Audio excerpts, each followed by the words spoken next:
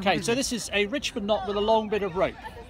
So we go over as usual, come up as usual, got this long bit of line, over again as usual, up again as usual, and then we double it to form the final hitch.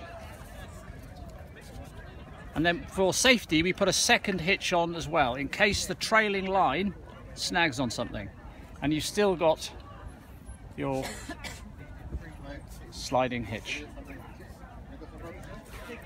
Perfect.